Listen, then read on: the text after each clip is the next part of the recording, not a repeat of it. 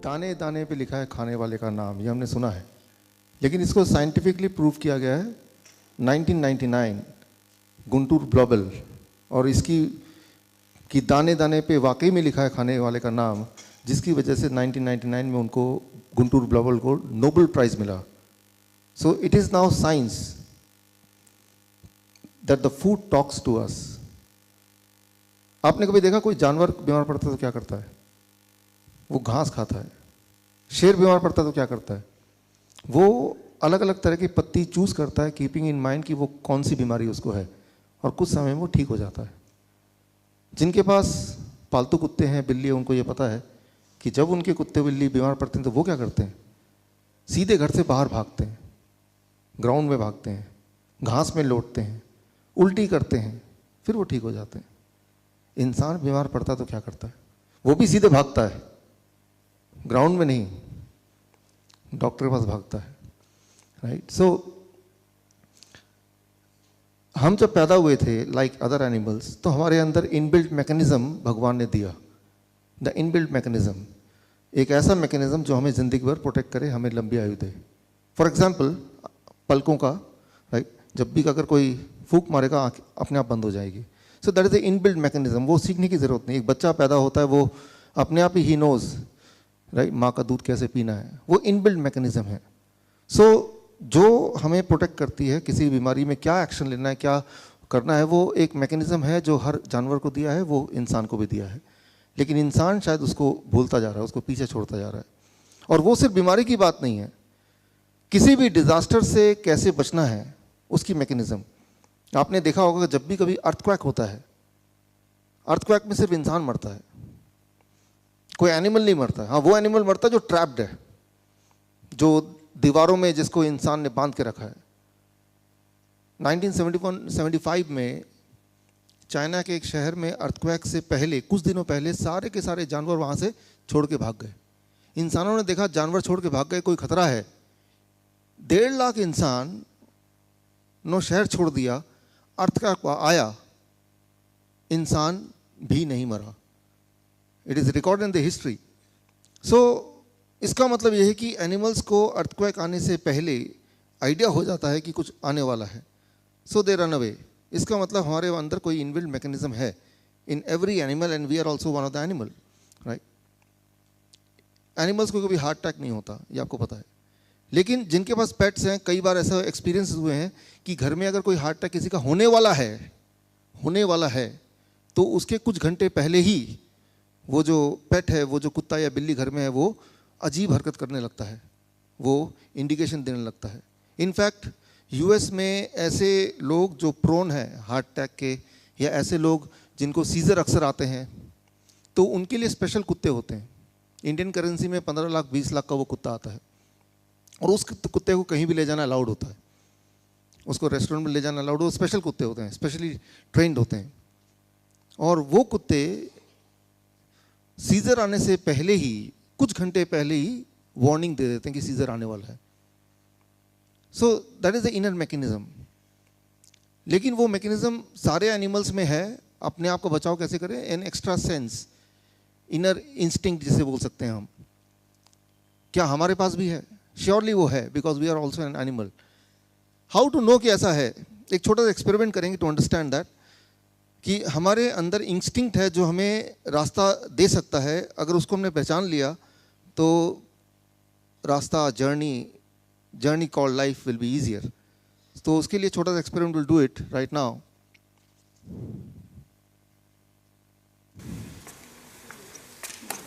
आपका feedback form है, उसको हाथ में लीजिए, take it in right hand, अपने दाएं हाथ में लीजिए। उसके उल्टे साइड, जिस साइड पे बना है उसको देखिए, हाथ में दाएं हाथ से पकड़िए उसको देखिए।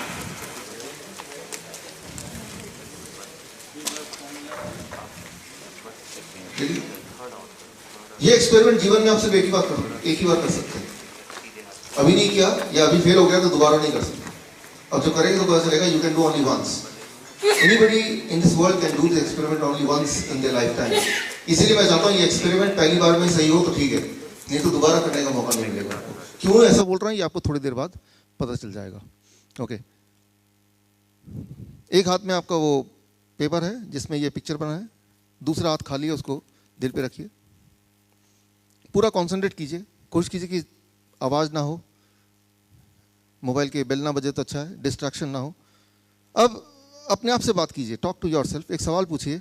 ये दो शेप्स आपके सामने हैं, इनमें से एक का नाम है बूबा, एक का नाम है किकी। बूबा और किकी। आपसे अपने आप से पूछिए, दिल से पूछिए कि भाई इनमें से बूबा कौन सा है, किकी कौन सा है।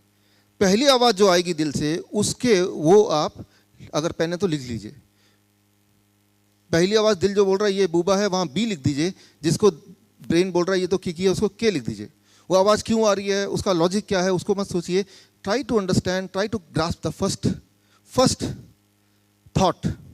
पहली जो आवाज़ है उसको पकड़िए।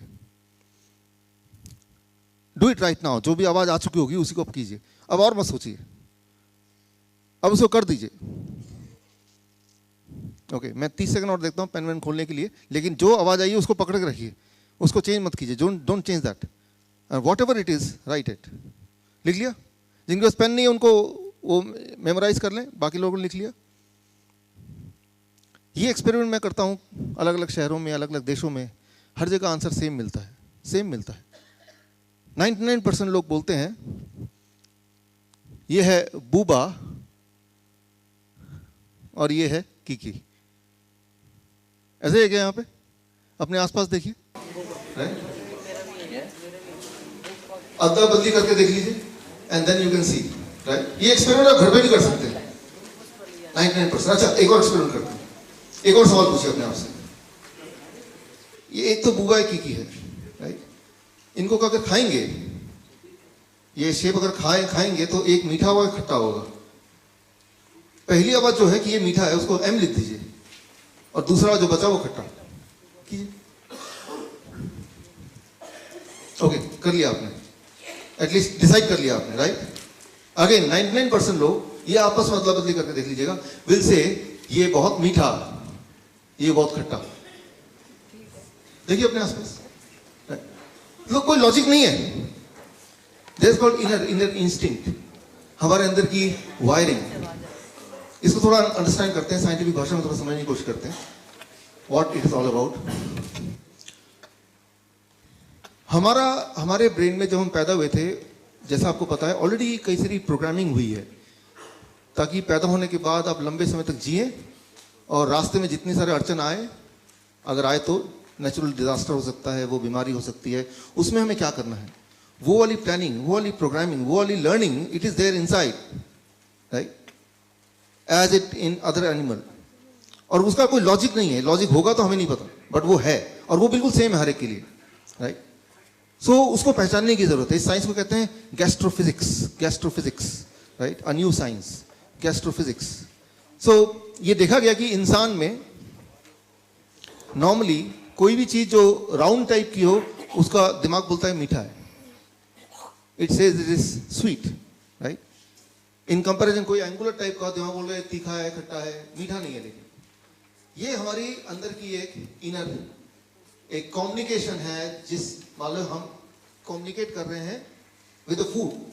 जब आप कुछ खाते हैं वो सिर्फ जीभ से नहीं खाते, आपको पता ही है, आंखों से खाते हैं, स्मेल से खाते हैं, राइट, कानों से तो भी खाते हैं। जो आपको फील होता है, जैसा भी आपको फील होता है, जो टेस्ट का फील होता है, वो feeling is not just when you eat, when you just think about it. उसका जो शेप है, जैसे ही आपने शेप देखा तो आपके ब्रेन ने डिसाइड कर लिया कि इसका टेस्ट कैसा लगने वाला है, राइट। ये बात बड़ी बड़ी कंपनी ने समझ ली, कैडबरीज ने ये बात समझ ली 2010 में। तो उन्होंने एक बदलाव किया 2010 के बाद जब चॉकलेट बेचने लगे, व्हाट दे डिड, ये ऑक्सफोर्ड जर्नल में आया है 2010 के बाद, 13 के बाद उन्होंने कैडबरीज के एंड्स को गोल कर दिया। पहले एंड्स बिल्कुल वो रेक्टेंगल शार्प था, उसको गोल कर दिया। सो दे न्यू कि गोल से the perception is it is sweeter, it is more tastier, ये ज्यादा मीठा है, ये ज्यादा स्वादिष्ट है। तो मैं ये बोलना चाह रहा हूं कि कुछ ना कुछ अंदर एक प्रोग्रामिंग है हमारे ब्रेन के अंदर, जैसे कि बाकी एनिमल में है, जो वो अक्सर यूज करते हैं अपने बचाव के लिए, राइट, अपने लॉन्ग लाइफ के लिए, अपने आप को प्रोटेक्ट करने के लिए। And the same programming is with us also. और कई बार उस प्रोग्रामिंग के हिसाब से ही हम सारे डिसीजन लेते हैं, but we are not aware of that programming. आज हम उसी को थोड़ा और गहराई से अंडरस्टैंड करेंगे, number one. And number two, understand करने के बाद उसको हम कैसे यूज करें अपनी लाइफ में, अपने जीवन में कैसे यूज करें। स्पेशली अगर हम बीमार पड़ते हैं तो how we can use that understanding about that inner voice, right, the talking food. We keep on talking with the food. The moment we start thinking about the food, we are talking with the food, right? So we'll try to understand that. देखिए, हमारे body billions of sales से बने हैं, और हर cell को के अंदर वो प्रोग्रामिंग है कि वो अपना बचाव कैसे करे। हमारे अंदर देयर आर मेजर ऑर्गन्स, हर ऑर्गन के पास अपनी प्रोग्रामिंग है। There is a programming inside every organ how to protect itself. For example, अगर हम हार्ट की बात करते हैं, जिन लोगों ने मेरा लेक्चर पहले सुना है, हार्ट जब भी उसमें ब्लॉकेज होता है तो देयर इज ए प्रोग्रामिंग कि ब्लॉकेज के बावजूद भी हार्ट जिंदा कैसे रहे, राइट, एक नया ब्लड वेसल के थ्रू ब्लड सप्लाई करके, which is called natural bypass. तो वो नेचुरली हर जानवर में होता है, which is called collateral arteries. उसको कब खोलना है, कैसे खोलना है, all those programming is there in the heart, ताकि हार्ट अपना ख्याल खुद रख सके, so that it can take care of itself. It keeps on talking, right? It keeps on understanding the situation. अच्छा, ऐसे बहुत सारे आपने देखे होंगे तीनों के तीनों arteries blocked है, 100% blockage, but the person is fine, right? तो कैसे, how it is happening? क्योंकि हार्ट ने उसी वक्त वो जो अंदर एक प्रोग्रामिंग है, जिसके जब आप पैदा हुए थे, वो जैसे भी बाकी एनिमल्स के साथ है, वो प्रोग्रामिंग के तहत हार्ट को उसने सीखा हुआ है कि मुझे अपने आप को कैसे बचाव करना। सो आपको हार्ट को बचाने की जरूरत नहीं, हार्ट को पहले ही पता है कि कैसे बचना है। आपको उस वक्त उसको सपोर्ट करने की जरूरत है, the kind of support which it expects. For example, आपने देखा when the tiger get ill, मांसाहारी, तो वो पत्ते चुनता है, ये पत्ते लूं कि वो घास खाऊं कि ऐसा करूं।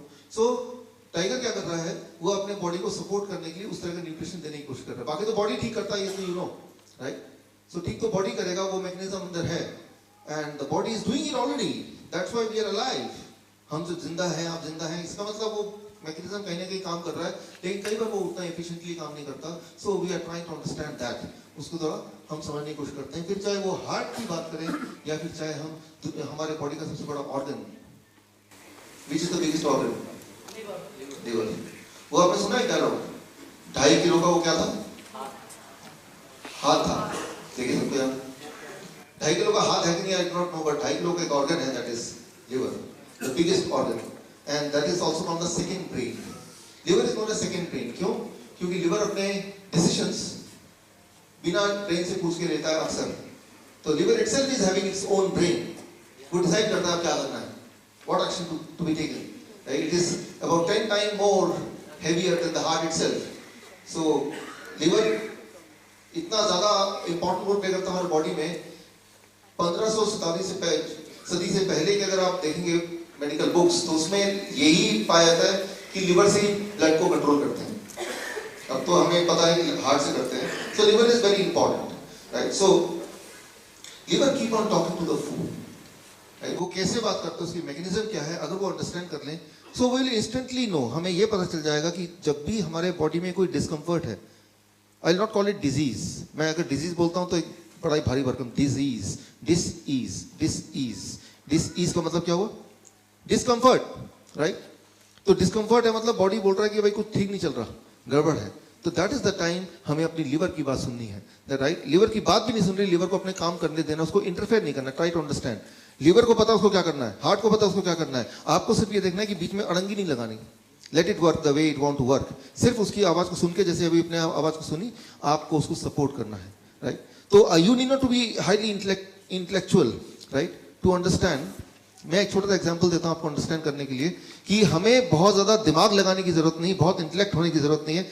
किसी को बॉल कैच करना आता है? Anybody who can catch the ball? आइए आइए, वहीं पे कैच करेंगे, गुड। और किसी को आता है? आप कैच करेंगे तो ये आपका, वंडरफुल। अच्छा, अभी बैठे हुए अभी ने बॉल को कैच किया, राइट। इसका एक बॉल का वेट था, राइट, इसका एक एक्सेलरेशन था, इसकी एक वेलोसिटी थी, राइट। तो फिर आपका एक एंगल था पकड़ने का, आपने देखा वो एक, right, there are many things. जरा इमेजिन कीजिए ऐसा कोई स्कूल, ऐसा कोई फिजिक्स का school, how to catch a ball, 7 साल का कोर्स है, कितनी वेलोसिटी पे आपको कौन सा हाथ कितना एंगल पे रखना है, राइट, और उसमें ब्रीदिंग कितनी कैसे आपको रोकना है उस वक्त, राइट, वो भार को कैसे एस्टिमेट करना है, वो कैलकुलेशन में कौन सा वाला फॉर्मूला लगेगा, ये 7 साल पढ़ाई करेंगे, राइट, क्योंकि ये सारे फैक्टर्स इन्वॉल्व हैं। आप कैच कर पाए कि नहीं कर पाए, इट डिपेंड्स ऑन कि आप वो बॉल की एक्सेलरेशन को आप समझ पाए, उसकी स्पीड को भाप पाए, वो कहाँ गिरेगा वो पहले से अपने एस्टिमेट कर पाए ना, कि यहाँ गिरेगा तो हाथ में ऐसे कर लूं, और अगर यहाँ से यहाँ होगा तो मैं उठते टाइम में ऐसे कर लूं, ये सब दिमाग में चल रहा था ना। लेकिन वो एक कैलकुलेशन तो है, लेकिन ये कैलकुलेशन कैसे करते हैं आपने ये तो किया नहीं कॉपी पेंसिल में। How to catch the ball perfectly, इसका एक स्कूल अगर हो कि जिसमें फॉर्मूला सारा सिखाया जाए कि वेलोसिटी, एक्सेलरेशन और कितना वेट होगा उसको कैसे एस्टिमेट करना है, तो क्या आप बेटर कैच कर पाएंगे, राइट। और 7 साल के बाद तभी आप अलाउड है कि पहली बार बॉल कैच करना अलाउड है, जब आपने ये सारे फॉर्मूले सारे रट लिए, एग्जाम में पास कर दिए। तो मैं ये बोलना चाह रहा हूं, डेफिनेटली जब हमने बॉल कैच किया, it involved all those factors, but that does not mean कि वो सारी कैलकुलेशन आपको एक्चुअली करनी है। वो आपका बॉडी कर रहा है ना, वो आपके सारे सेंसेस कर रहे हैं ना, राइट। आपको आपने क्या किया, अपने सेंसेस की बात को सुना, अंदाजा लगाया, you could do it, isn't it? It is as simple as that. You need not to be highly intellectual. You need not to be the master in physics, right? Only then you are able to catch the ball. In fact, it is the other way around, right? इसका ठीक विपरीत, right? ठीक उसी तरह से कई सारी चीजें बहुत सहज हो सकती हैं। For example, हम जिंदा है, तो हमारा एक ब्लड प्रेशर होगा, जरूर होगा, एक ब्लड शुगर होगा, एक ब्लड कोलेस्ट्रॉल होगा, हमारे बॉडी के सैकड़ों पैरामीटर्स होंगे, जरूर होंगे, तभी हम जिंदा है। और वो पैरामीटर एक पर्टिकुलर रेंज में होंगे तभी हम जिंदा है। लेकिन वो सारे पैरामीटर हमें कैलकुलेट करते करते कि सारे पैरामीटर मैं रोज कैलकुलेट कर रहा हूँ, क्रिएटिनिन कितना बढ़ गया, यूरिया कितना घट गया, और यूरिक एसिड कहाँ पे पहुंच गया, कोलेस्ट्रॉल का एचडीएल है, दूसरा कौन सा है, एलडीएल क्या हो गया। सो और वो सारे पैरामीटर को देख रहे हैं, और जो कम है उनमें से उसको ज्यादा कर रहे हैं, जो ज्यादा है उसको कम कर रहे हैं, and now I think that I can be alive, right. ये ठीक वैसे ही है कि जैसे आपको मैंने बोला कि भाई मैं बॉल फेंक रहा हूँ, आप कैच करें, बोले रुकिए मैं अपना कैलकुलेटर निकाल देता हूँ, पहले बॉल का वेट बताइए कितना वेट है, क्योंकि तभी तो मैं कुछ करूंगा, right. So you can well imagine, you can well understand कि जिंदा रहने के लिए बॉडी के जरूर बहुत सारे पैरामीटर्स हैं, वो पैरामीटर अगर गड़बड़ हो जाए तो हम जिंदा नहीं रह पाएंगे। लेकिन उस पैरामीटर को कैलकुलेट करने का काम भगवान ने आपको नहीं दिया है, वो इनबिल्ट सिस्टम है बॉडी के अंदर, उस सिस्टम को हम समझ नहीं सकते। वो एक एक सेल्स में बसा हुआ इंटेलिजेंस है, सेलुलर इंटेलिजेंस जिसको कहते हैं, उसको समझना ठीक वैसे ही होगा जैसे कि बॉल को कैच करने से पहले सारे पैरामीटर पहले कैलकुलेट करना, उतना ही ज्यादा मुश्किल या उतना ही ज्यादा असंभव होगा। एक सिंपल से एक्शन को असंभव बनाना हो तो वो ये तरीका है जैसे मैंने आपको बोला, राइट। सो आपको सिर्फ इतना करना है कि you to understand the inner instinct in the same way as other animal does. जैसे कि यहाँ जितने भी जीव हैं इस दुनिया में वो ये करते हैं, वही आपको करना है, सहज बनाना है। How to do it, let's try to understand it. देखिए कोई भी खाना हम खाते हैं तो मुंह में आता है, स्टमक में जाता है, इंटेस्टाइन में जाता है, इंटेस्टाइन के बाद अब बारी आती है कि पूरे बॉडी में सर्कुलेट करना है उसको। यहाँ पे एक पहरेदार है, गेट कीपर, उस गेट कीपर का नाम है लिवर। लिवर डिसाइड करता है खाना अंदर जाएगा कि नहीं जाएगा, लाइक गेट कीपर। अच्छा, आपने गेट कीपर रखा क्योंकि आप अपना घर का प्रोटेक्शन चाहते हैं, और आपने गेट कीपर को बोल दिया, नया नया अभी वो एम्प्लॉय हुआ है कि कोई भी दोस्त आए अंदर जाने देना, दुश्मन को रोक देना। अच्छा, वो कैसे पहचानेगा, नया नया है, तो आपने क्या किया, क्या करेंगे आप, हाउ यू विल एंश्योर कि वो पहचान ले। आपने एक लिस्ट दे दी है दोस्तों की, दुश्मन तो कितने भी हैं वो अनगिनत हो सकते हैं, लेकिन दोस्त लिमिटेड है, तो आपने एक लिस्ट दे दिया कि ये फोटो है और ये इनका नाम है, तो जब भी कोई आए फोटो से मैच करना, और अगर मैच होगा कोई भी एक फोटो से तो अंदर जाने देना, as simple as that, right. ठीक उसी तरह से जब भगवान ने हमें बनाया तो लिवर को गेटकीपर बना के उसके पास एक लिस्ट दे दिया कि ये इंसान है या कोई भी एनिमल, हम कुछ भी मुंह में डालेंगे, और डालेंगे तो पता नहीं बॉडी के लिए ठीक है या नहीं है, तो लेकिन एक गेटकीपर खड़ा है, एक पहरेदार खड़ा है जो कि पहरा दे रहा है, और वो पहरेदार के पास एक लिस्ट है, और वो लिस्ट सैकड़ों साल पुरानी वाले जो प्रोग्रामिंग है वही वाला लिस्ट है उसके पास, और वो पहरेदार उस लिस्ट को देखेगा and then it will allow, ठीक है इसको ब्लड में जाने दो, इसको फिर पूरे बॉडी में सर्कुलेट होने दो। This decision is taken by liver, right.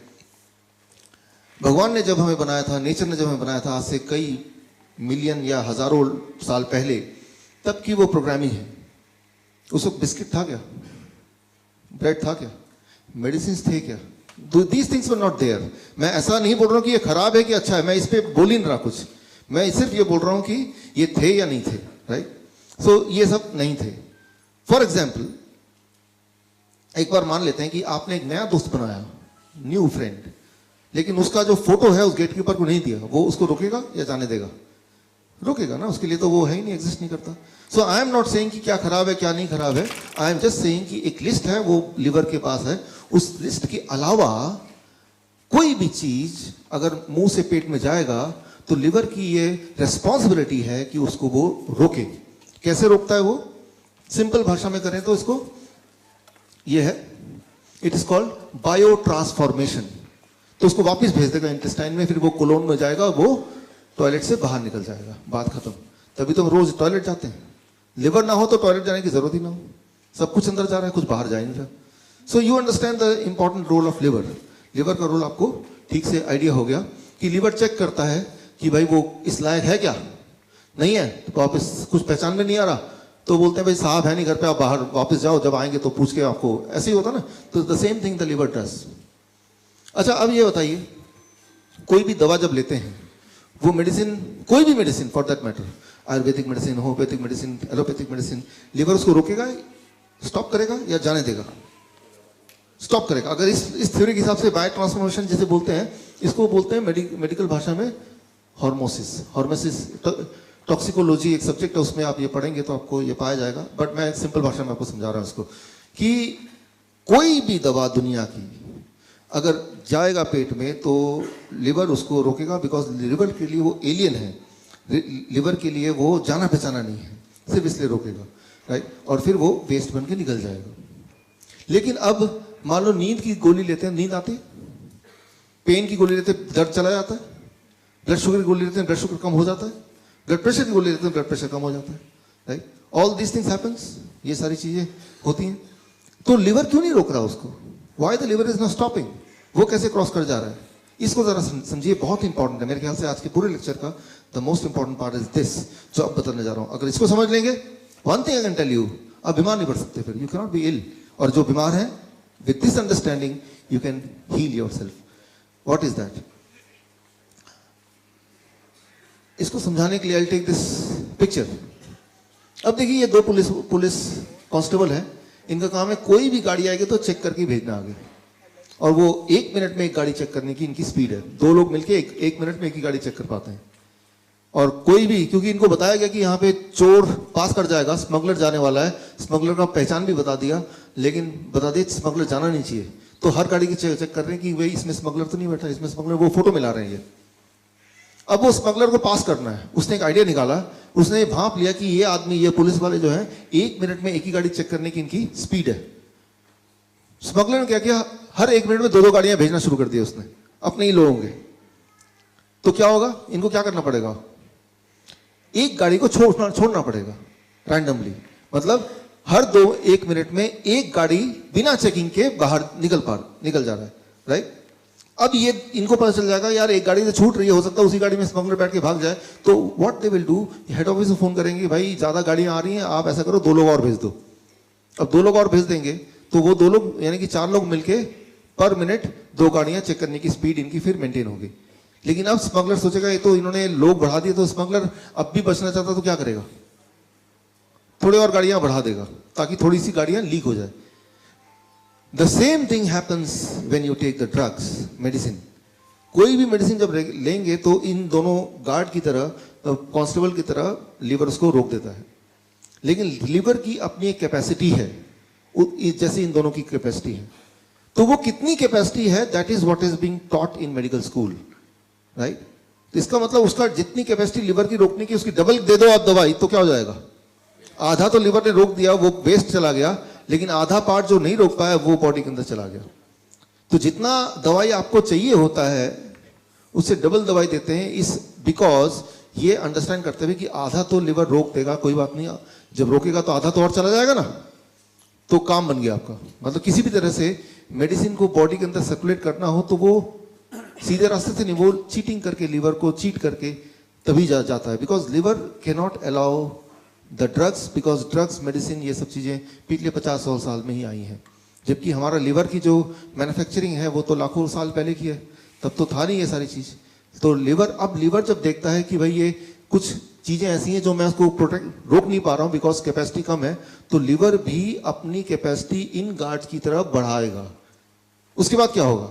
आपने अक्सर देखा होगा कि जो ब्लड शुगर है, ब्लड प्रेशर है की दवाइयाँ हैं, नींद की दवाइयाँ हैं, आप उसको खा रहे हैं लेकिन वो इफेक्टिवली काम नहीं कर रहा। अब तब वो बोलते हैं डॉक्टर साहब पहले तो नींद आती थी तो, लेकिन अब वो दवा लेने से नींद नहीं आती। डॉक्टर क्या करेगा? वो समझ जाएगा कि लीवर ने अपनी कैपेसिटी बढ़ा दी, तो डॉक्टर क्या करेगा? उस स्मगलर की तरह कैपेसिटी थोड़ी और बढ़ा देगा। ठीक है भाई, ज्यादा डोज ले लो। ब्लड शुगर के पेशेंट ऐसे तो होता है, टेक सम मोर मेडिसिन, राइट, थोड़ी और मेडिसिन ले लो। थोड़ी और मेडिसिन वो देने लगता है तो दोबारा से बोलता है अब आराम मिल गया, होता है ना ऐसे। तो वो एक चोर पुलिस का खेल चलता जा रहा है। लिवर भी अपना ताकत बढ़ाता जा रहा है और उधर से मेडिसिन भी बढ़ती जा रही है, राइट। लेकिन एक टाइम आएगा जब liver will lose the battle, right. तो तब लिवर जवाब दे देगा। या तो एक टाइम आएगा या फिर एक टाइम ऐसा आएगा जब लिवर ये सोच लेगा कितनी भी ताकत आ जाए, उस लिवर ने एक ऐसा मैकेनिज्म बना लिया, पहचान लिया इस चोर को, चाहे ये कैसे भी हो जाए मैं इसको रोक के ही रहूंगा। अब कितने भी क्वांटिटी में दवा दें, ब्लड शुगर की दवा दें, ब्लड प्रेशर की दवा दें या कोई भी और दवा दें, वो इफेक्टिवली काम करेगा ही नहीं, बिकॉज लिवर हैज अंडरस्टूड कि कैसे इनको रोकना है। वो लड़ाई, वो तभी तो वो 2.5 kg का है ना, तो तभी उसको सेकंड ब्रेन बोलते हैं। It learn that with in few months, few years. आप इमेजिन कीजिए, वो जो एक चोर है, वो चोर आता है और वो चोर जब भी आता है तो गेट कीपर उसको रोक देता है। तो चोर क्या करेगा कि मुझे चुराना तो है ही, तो एक तरीका उसके पास है कि भाई सामने के रास्ते से ना आके खिड़की से आएगा, वेंटिलेटर से आएगा चोर रास्ता। अब देखते इंसुलिन का इंजेक्शन लगता है, इंसुलिन खा क्यों नहीं लेते, ग्लास में पी क्यों नहीं लेते? Why it is in injection form? क्योंकि अगर मुंह से लेंगे तो कौन आएगा? गेट कीपर आएगा, वो रोक देगा उसको। तो ग्लास भर के पिएंगे तो थोड़ा सा बॉडी में जाएगा, that will be too expensive. तो वो जब भी इंजेक्शन, तो बहुत खतरनाक है किसी चीज का। इंजेक्शन का मतलब ये है कि वो डॉक्टर ये नहीं चाहते कि भाई ये लिवर को फेस भी करे, तो वो चोर रास्ते से दवाई को भेज दो। और लिवर ने उसको रोकने की कोशिश नहीं की, बिकॉज लिवर को पता ही नहीं कि वो कहीं और से आ रहा है। अब वो बॉडी में क्या एक्शन करेगा, कितना उसका साइड इफेक्ट होगा, क्या एडवर्स रिएक्शन होगा, right, adverse drug reaction, ADR, right. So वो फिर भगवान ही जानता, वो तो वक्त ही बताएगा, right. So that is the mechanism why sometimes injection is given and when the drugs are not working, right? So यहाँ पे मैं ये बोलना चाह रहा हूँ कि there is an inner mechanism in the body which helps us, which protects us, right? लेकिन हम उसको बाईपास करने के लिए मेडिसिन की ज्यादा डोज देते हैं, तो कुछ मेडिसिन लिवर रोक पाता है श्योरली, और बाकी मेडिसिन फिर बॉडी में फ्लो करता है, ब्लड में फ्लो करता है। ब्लड में फ्लो होकर कुछ भी बॉडी के किसी भी ऑर्गन में मेडिसिन को जाना तो it will go through blood circulation.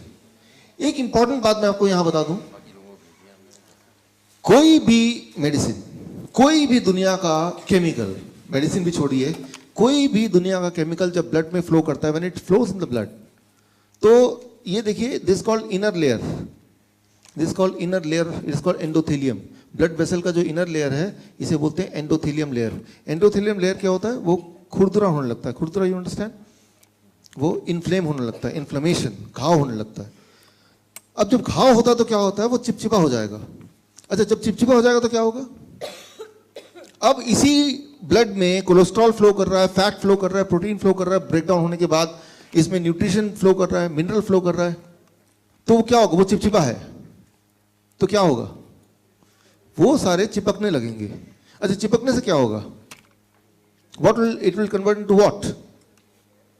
It will become blockage.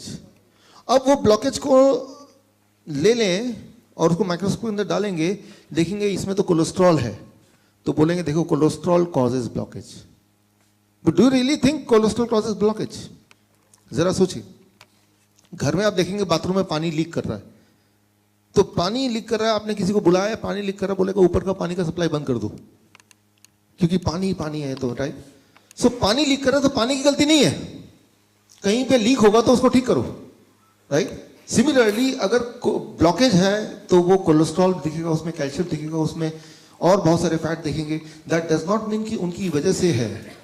उसका मतलब सिर्फ इतना है कि वो इन्फ्लेमेशन को, घाव को दूर करना है, ना कि कोलेस्ट्रॉल इटसेल्फ को कम करना है।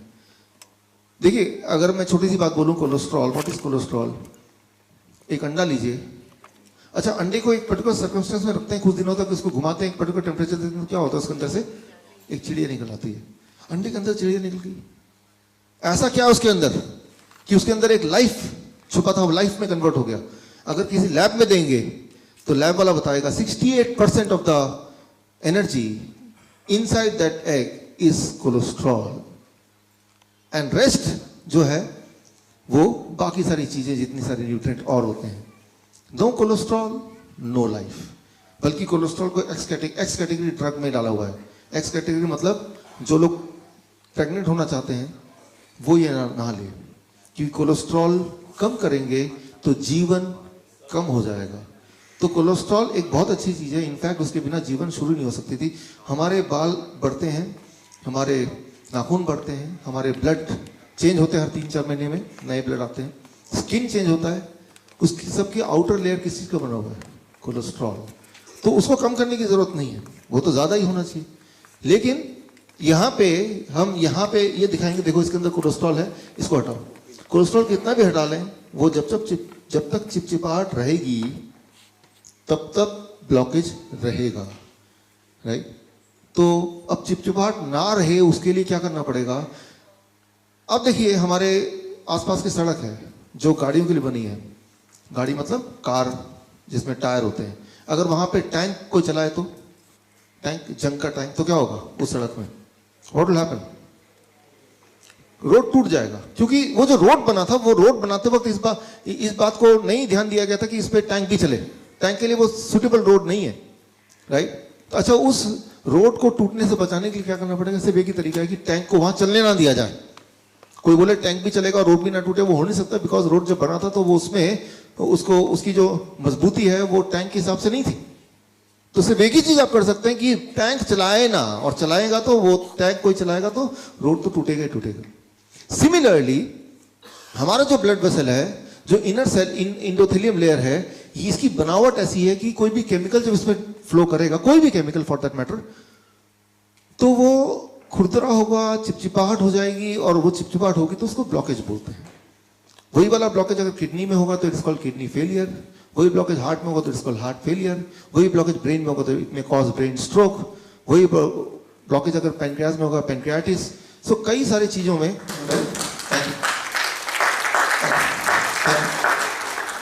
तो आप देखिए बीमारियां अलग अलग नाम के हैं, लेकिन एक्चुअली अलग अलग बीमारियां हैं नहीं, राइट? लेकिन अगर बचना चाहते हैं उनसे तो उससे एक ही चीज करनी पड़ेगी, वो चिपचिपाहट ना हो। और चिपचिपाहट ना हो उसके लिए सिर्फ एक ही चीज करना पड़ेगा कि कोई ऐसी चीज सर्कुलेशन में भेजो ही नहीं जिसके लिए वो रोड बनी नहीं है, डिजाइन नहीं है। ये बात हमें समझनी पड़ेगी। कोई भी दवा ले लें, वो दवा अपने आप में अच्छी है कि बुरी है, that is a different thing, लेकिन वो जो सर्कुलेट जब होती है बॉडी में, तो वो बुखार के लिए आपने दवा ली फॉर एग्जाम्पल, बुखार को ठीक करेगी कि नहीं करेगी वो एक अलग मैकेनिज्म है, that I talk later on अगर टाइम मिला तो। लेकिन सर्कुलेट तो करना पड़ेगा इसी ब्लड वेसल में। तो एक चीज हर दवा करती है, it makes your blood vessel inflamed, right? और ब्लड वेसल इन्फ्लेम्ड होगा, आप देखेंगे मेडिकल डेटा अगर देखते हैं कि जितने भी हार्ट अटैक के पेशेंट्स होते हैं उनको अगर उनका देखा गया कि पिछले 3 महीने का उनका रिकॉर्ड देखा गया, तो about 75% of the heart attack patient, उनके हार्ट अटैक होने के 3 महीने के अंदर उनको बुखार आया था जब उन्होंने दवा ली थी, और बुखार तो ठीक हो गया but it was inflamed. Inflammation से क्या हुआ? ब्लॉकेज, उससे क्या हुआ? Heart attack, right? तो हम एक बीमारी को ठीक कर रहे हैं but that lead to other thing, और दोनों को आपस में हम कनेक्ट भी नहीं कर पा रहे हैं कि ये हार्ट अटैक जो हुआ इसके कारण बुखार है। हमारे पास डायबिटीज टाइप 1 के बच्चे आते हैं, छोटे छोटे बच्चे, 3 साल का बच्चा, 4 साल का बच्चा। मैं अक्सर पूछता हूँ, हमेशा पूछता हूँ कि जब डायग्नोस हुआ उसके पिछले 3 महीने का रिकॉर्ड बताइए। 90% टाइम ये निकलता है कि 3 महीने का, जब मैं ध्यान से देखता हूँ, सुनता हूँ उनकी बात, कि बुखार हुआ था और उसके बाद बुखार से ठीक हो गया, फिर न जाने क्या हुआ, और देखा कि फिर शुगर चेक किया तो इतना बढ़ा हुआ आ रहा है, वेट बहुत लूज हो गया, बहुत सारे सिम्टम बताने लगे वो। तो एक बात याद रखिए कि खासतौर पर फीवर की बात कर रहा हूँ अभी मैं, कि फीवर कोई बीमारी नहीं है, it is not a disease कि उसको ठीक करने की जरूरत है। उसमें सिर्फ इतना करना है हमें कि हमारे इनर इंस्टिंक्ट को समझना है, सुनना है। वो कैसे सुनना है? बिकॉज आइडिया तो ये ना कि फीवर अगर है तो बॉडी ने क्या किया, अलार्म स्विच ऑन कर दिया। बिकॉज हाई टेम्परेचर जब होता है, एट दैट टेम्परेचर हमारी इम्यूनिटी सबसे स्ट्रांग होती है, और हाई टेम्परेचर जब होता है तो किसी भी तरह का वायरस इनएक्टिव हो जाता है, उस वक्त काम नहीं कर सकता, मल्टीप्लाई नहीं हो सकता, it can not multiply in high temperature. अब अगर टेम्परेचर लो कर दें तो क्या होगा, वायरस विल मल्टीप्लाई। अब क्या होगा, द ह्यूमन विल डाई। बोलेंगे ये तो डेंगू से मर गया, वो डेंगू से नहीं मरा, डेंगू किसी को नहीं मार सकती, लेकिन जब डेंगू आया वायरस तो वो तो एक ही वायरस था, और जब बॉडी ने टेम्परेचर बढ़ाया उसको फाइट करने के लिए, आपने टेम्परेचर को घटा दिया, यानी कि आपने बॉडी के टूल्स को, वेपन्स को, राइट, आपने रोक दिया। अब उसको मल्टीप्लाई करने का मौका मिल गया। जब वायरस मल्टीप्लाई होता है तो मल्टीप्लाई होने के लिए वो बॉडी के सामान को ही यूज करता है, राइट। यूं मानिए कि आपके घर में कोई घुस गया और आप ही का बंदूक लेके आप ही पे तान दिया, क्योंकि आपने मौका दे दिया उसको, right. The same thing happens here. So the moment you think, अच्छा बीमार पड़े तो क्या करें, the moment you think I will take the medicine, prepare, be prepared कि उस मेडिसिन से आप एक नई बीमारी का जन्म देने वाले हैं, राइट। अब सवाल आता है,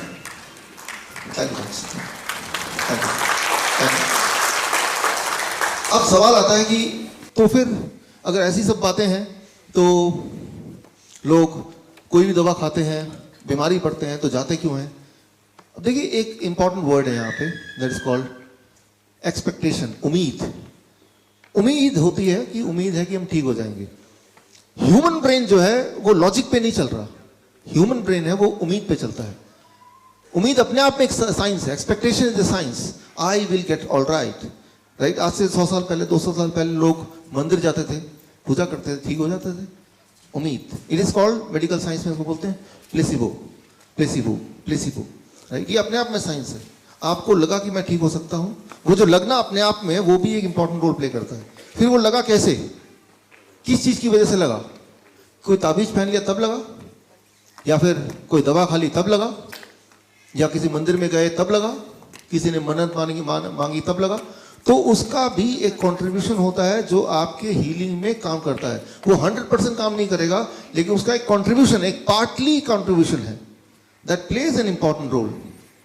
थाईलैंड में कई तरह की मेडिकल पद्धति है, यहां तो फिर एलोपैथी है, सिर्फ एलोपैथी इज 99% और बाकी सारा 1%। इंडिया में, थाईलैंड में ऐसा नहीं है।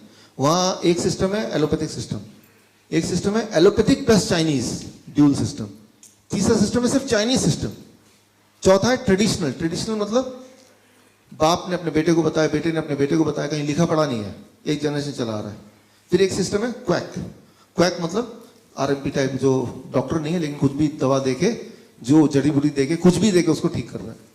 डब्ल्यूएचओ ने स्टडी किया इन पांचों मेथड में से किससे लोग ज्यादा ठीक होते हैं, किसमें लोग ज्यादा सेटिस्फाइड हैं।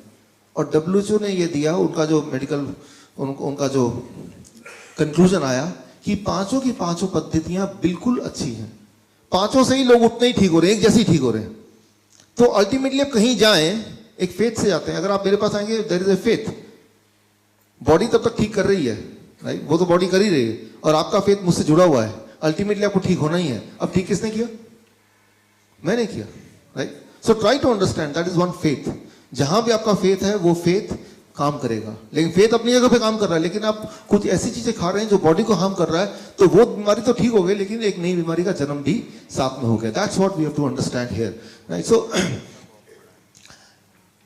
यहां हम बात कर रहे थे एक्सपेक्टेशन की, प्लेसिबो की।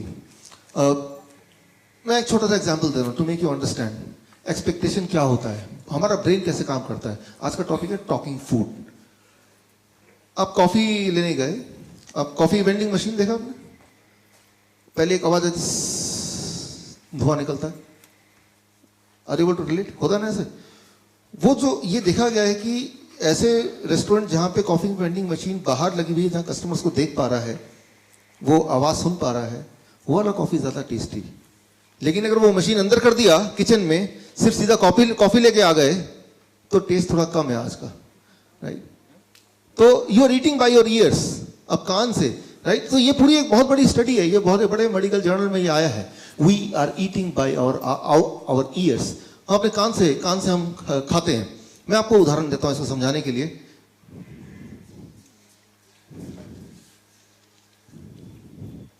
पापड़ है मेरे पास, राइट, ये भी पापड़ है से सेम पापड़ है, ये थोड़ा लचीला है, कौन सा खाना चाहेंगे?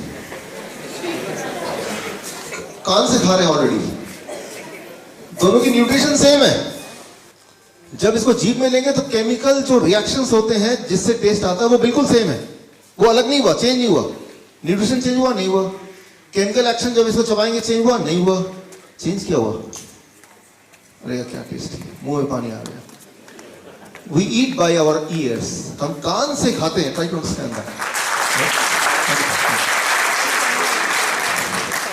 सो हमें अपने अंदर की जो इंस्टिंक्ट है उसको थोड़ा अंडरस्टैंड करना है, how it is working, right, कि टेस्ट मतलब क्या है। जब आप चूज करते हैं ये अच्छा है बुरा है, तो उसके पीछे कोई साइंस की जरूरत नहीं है। आप कोई चूज कर रहे हैं तो वो एक्सपेक्टेशन है, उम्मीद है, उस उम्मीद पे ही सारा कुछ हो रहा है। फॉर एग्जाम्पल, ये एक बहुत बड़ा रिसर्च है, ये बहुत बड़े जर्नल में आया कि जो पोटैटो चिप्स बनाने की कंपनी, उनको पता चल गया कि साउंड जो है वो एक इंपॉर्टेंट रोल प्ले करता है। Sound, right. तो उन्होंने अपने पैकेट को ऐसे बनाया कि पैकेट को जब फाड़ेंगे तो वो पेपर का साउंड आएगा, और ये देखा कि जिस पैकेट में वो वाले चिप्स डालें जिसमें फाड़ते ही पेपर का एक अजीब सा साउंड आएगा, तो वो वाला जो है वो ज्यादा टेस्टी लग रहा है। सो दैट इज व्हाट, कि उनका ध्यान चिप्स पे नहीं है मैन्युफैक्चरर का, कि उसका पैकेट की ऐसी आवाज आनी चाहिए कि एक आवाज। आप एक घर पे जाके एक्सपेरिमेंट करके देखिए आज, राइट। सो अपने बच्चों के साथ करके देखिए। मान लीजिए एक बेकार सा थैला ले लीजिए, उसमें एक अंगूर है, बच्चे को बोलिए ये खाएंगे, इसमें वही अंगूर है, ये खाओगे। अब देखिए उसका क्या इंस्टिंक्ट होता है, राइट। अब आपने बोला नहीं दोनों ही खाना पड़ेगा, एक यहां से एक यहां से, दोनों ले लिया उसने। अब इसको खोला उसने, एक आवाज आई, ब्रेन ने बताया।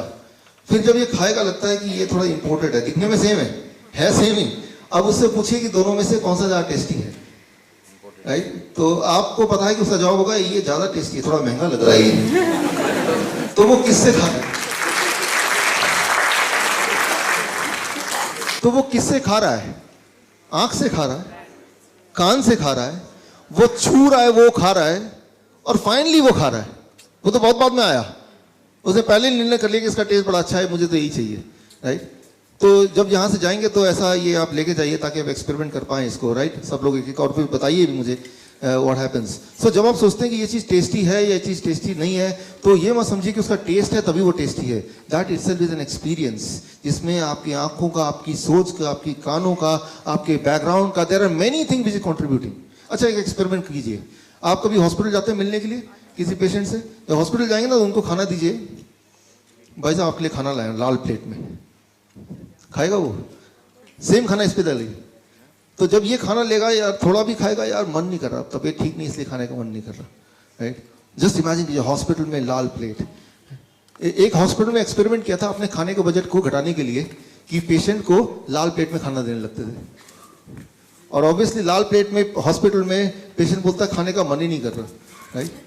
सो ट्राई टू अंडरस्टैंड, आप खाना जीभ से नहीं खा रहे हैं, राइट। क्या खाना चाहते हैं वो इंपॉर्टेंट नहीं है, आप इस वक्त आंखों से खाना खा रहे हैं, राइट। सो जो हम जितनी हम समझते हैं, जो हमारी समझ है हमारे बारे में, उससे भी गहरी कई सारी बातें हैं। वो ये कि हमारे बॉडी की एक एक cells, each one of the cell of the body itself is having its own intelligence, right. And वो सारे इंटेलिजेंस जोड़ के दैट इज वी आर। और इसमें जब हम कोई केमिकल बॉडी में डालते हैं तो we interfere with the total intelligence, जो कि आपस में एक हार्मनी में था, राइट। उस हार्मनी को हम बिगाड़ते हैं। मान लीजिए यहाँ पे बहुत सारे म्यूजिकल इंस्ट्रूमेंट रखे हैं, तबला रखा है, ड्रम रखा है, वो सब रखे हैं, और सब बजाते हैं in harmony, that's called music. लेकिन अगर एक अपने मन से बजा रहा है, एक अपने मन से बजा रहा है, तो तब भी सब बजा रहे हैं, तब भी वही म्यूजिक सिस्टम है, तब भी वही लोग हैं, but that will called be as noise. उसे क्या बोलेंगे? नॉइज बोलेंगे। सिमिलरली मान लो आपको ब्लड प्रेशर है, गोली जब ब्लड प्रेशर का लेते हैं तो वो इट इज लाइक कि वो गिटार वाले को बोल रहा है तू जोर से बजा, ये नहीं देख रहा कि वो क्या बजा। आपस की सिंक्रनी वो नहीं है, क्योंकि जब भी कोई दवा लेते हैं तो वो किसी एक ऑर्गन पे काम करता है, ओवरऑल नहीं काम करता वो। और जब भी कभी कोई एक दवाई किसी भी ऑर्गन पे काम करेगी तो that will create a noise. वो ऑर्केस्ट्रा नहीं होगा, वो म्यूजिक नहीं होगा, उसको कहेंगे नॉइज। सो वो बैलेंस बिगड़ जाएगा, right. So we have to see. To understand, बीमार तो है, चलो ठीक है, लेकिन बीमार रहने का ये मतलब नहीं कि बैलेंस बिगाड़ के और ज्यादा बीमार पड़ जाए, राइट? सो बीमार है, आई अंडरस्टैंड, उस वक्त हम थोड़ा डेस्परेट हो जाए, ठीक कैसे करें? फिर वो एक्सपेक्टेशन वाली बात, उम्मीद वाली बात, और जो उम्मीद है, अच्छा ये देखिए कि मैंने आपको एग्जाम्पल दिखाया कि दोनों एक टेस्ट के हैं, क्या कोई लॉजिक है उसमें? पापड़ जो कड़क से आवाज आएगी तो वो ज्यादा टेस्टी, कोई लॉजिक है उसमें? उसमें कोई साइंस है? कोई साइंस नहीं है। उम्मीद, एक्चुअली ह्यूमन ब्रेन जो है वो साइंस पे चलता ही नहीं है। ह्यूमन ब्रेन जो है लॉजिक पे चलता ही नहीं है, वो चलता है एक्सपेक्टेशन पे, वो चलता है जैसे हम बोलेंगे नॉर्मल भाषा में भेड़ चाल। जो चीज बार बार होती जा रही, होती जा रही, होती जा रही, होती जा रही, जो चीज हमारा दिमाग, आंखें, नाक, कान उसको देख रहे हैं, एक्सपीरियंस कर रहे हैं, तो वही उसका अल्टीमेट ट्रुथ है। उसी को वो ठीक मानता है, उसी को एक्सपेक्ट करता है कि यही होना चाहिए। उससे अलग कभी कुछ होगा तो बोलेगा ये खराब है। जब भी आप डिसाइड करते हैं ये ठीक है, ये खराब है, तो जो चीज एक्चुअली आपके लिए ठीक है उसे आप शायद मना ही कर दें। इट डिपेंड्स कि आपका पास्ट में जो एक्सपीरियंसेस हैं उसका कलेक्शन क्या है। मैं आपको एक उदाहरण देता हूं। अभी हम जा रहे थे यहाँ पे चंडीगढ़ के रोड में एक ढाबा है ना, क्या नाम है उसका? हाँ, गुलशन है, आप जाते हैं लगता है। हाँ, गुलशन के बाद एक और ढाबा है, हाँ, सुखदेव ढाबा, राइट? हाँ, तो हमारे केंद्रीय विद्यालय के एलुमनाई मीट था, उसमें हम 4 दोस्त मिलकर गाड़ी में जा रहे थे कि रात के 1-2 बजे कि हम तो वो सुखदेव वाला ढाबा से खा के जाएंगे। भाई मैंने कहा कि हम तो चलो आपके साथ रहेंगे, खाना तो आप खाओ, हमारी गाड़ी में काफ़ी सारा खाना ऑलरेडी है। तो मैं सीन बता रहा हूँ, इमेजिन कीजिए वो बैठे हैं, चम्मच में वो खा रहे हैं, राइट? चम्मच हाथ में मुंह में डाल के खा रहे हैं। इज इट यूजुअल, नॉर्मल और एबनॉर्मल? अरे इसमें कौन सी बड़ी बात है? ढाबे में गए, चम्मच लिया, खा रहे हैं, दिमाग तो यही बोल रहे हैं ना आपको। अब जरा मैं इसको नए तरीके से पेश करता हूँ। जरा सोचिए, वो जो चम्मच से खा रहे हैं, मुंह में डाल रहे हैं चम्मच, वो न जाने आपके मुंह में डालने से पहले हजारों लोगों ने उसको मुंह में डाला होगा, राइट? और उसमें थूका होगा, किसी को पता नहीं कौन सी बीमारी होगी, कोई कहां से आया होगा, वही चम्मच लेके मुंह में डाल दिया आपने। लेकिन आपके दिमाग में एक लॉजिक आ गया, अरे उसको अच्छे से धो दिया होगा, ठीक है, एक्सेप्टेड, आपकी लॉजिक को मैं एक्सेप्ट करता हूं। मैं बोलता हूं आप मेरा ब्रश ले लीजिए, अच्छी से धो लीजिए, फिर से मुंह में डाल के ब्रश कीजिए। वो तो इसी का है ना। चम्मच मुंह में डाल के आराम से खा रहे हैं, जो हजारों लोगों ने, न जाने ट्रक वाला, पता नहीं कौन सा ड्राइवर, जिसके सामने जाना पसंद नहीं करेंगे, कोई शराबी, कोई उसमें मुंह में डाल के खा रहा होगा, वही आपने लिए मुंह में डाल के, यार क्या स्वाद है। लेकिन अगर आपका दिमाग बोलता है नहीं, धो देने से सब कुछ ठीक हो जाता है, तो किसी का ब्रश लीजिए और उसको धो दीजिए अच्छी, जितना अच्छा धोना चाहे, फिर उसको मुंह में डालिए। वो तो फिर एक ही आदमी का है ना, राइट? हम कहीं भी जाते हैं, किसी रिश्तेदार घर जाते हैं, अपना एक ब्रश लेके जाते हैं ना, कि नहीं उनके पास ब्रश होगा, किसी एक का ले लूंगा मैं, करते धो लूंगा। होना तो ये चाहिए कि एक चम्मच भी जेब में लेके जाइए जब भी कभी रेस्टोरेंट में जाए, राइट? अपना चम्मच जेब से निकाला, खाया पिया, उसको धोया, फिर जेब में रख दिया, उसके पीछे नाम भी लिखा है ताकि किसी और अपने जो फैमिली मेंबर के नाम से वो चम्मच मिक्स ना हो जाए। बोलना मैं सिर्फ यही, मैं ये नहीं बोलना चाह रहा हूँ चम्मच से खाना चाहिए कि नहीं खाना चाहिए, दैट्स नॉट द पॉइंट। मैं सिर्फ ये बोलना चाह रहा हूँ, जो भी आप एक्शन करते हैं, that action is not a science. उसमें कोई लॉजिक नहीं है, उसमें कोई रीजनिंग नहीं है, वो बस है। और वो क्यों है? क्योंकि ऐसा चलता आया है। तो ऐसा चलता है, जो चीज चलती आती है उसको हम सोचते हैं कि ये ठीक ही है। कैसे हम डिसाइड करते हैं इज इट, ये ठीक है कि नहीं है? सिर्फ एक ही चीज हम देखते हैं, क्या ये चलता आया है ऑलरेडी? अगर दिमाग ने उसको कई बार ऑलरेडी देख चुका है हमारे एक्सपीरियंसेस में, तो ब्रेन बोलता है दिस इज ओके, फिर चाहे वो हमारा नुकसान भी क्यों ना कर रहा हो। बस ये छोटी सी बात I want to make you understand. For example, अगर हम बीमारी की बात करें, दुनिया में इस तरह के शहरों में जैसे फरीदाबाद, दिल्ली है, न्यूयॉर्क है, होचिनमिन है, बैंकॉक है, जो बड़े बड़े शहर हैं, जो मेट्रो सिटी जिसे बोलते हैं, 30% of the death, every third death is because of heart disease. आपको पता ही है ये बात। पहला सबसे बड़ा कारण इस तरह के शहर में मरने का है वो heart disease, you know that. Second सबसे बड़ा कारण मरने का वो है कैंसर। हर 10 में से 2 death, 20% death is because of cancer, ये भी आपको पता है। तीसरा सबसे बड़ा कारण है मरने का, दैट इज कॉल्ड एट्रोजेनेसिस। एट्रोजेनेसिस कॉजेज। अब एट्रोजेनेसिस कॉजेज क्या है? एट्रोजेनेसिस का हिंदी में मतलब है डॉक्टर या मेडिसिन की वजह से death. That is about, according to journal of American medical association, 15%। World average, India का एवरेज क्या है वो पता नहीं, लेकिन वर्ल्ड एवरेज है मेट्रो सिटीज के 15%। यानी कि 100 लोग अगर गए इलाज कराने, तो वो 15 लोग जिंदा रहते अगर वो जाते नहीं तो। लेकिन फिर भी जाते हैं। क्यों? क्योंकि जाते आए हैं।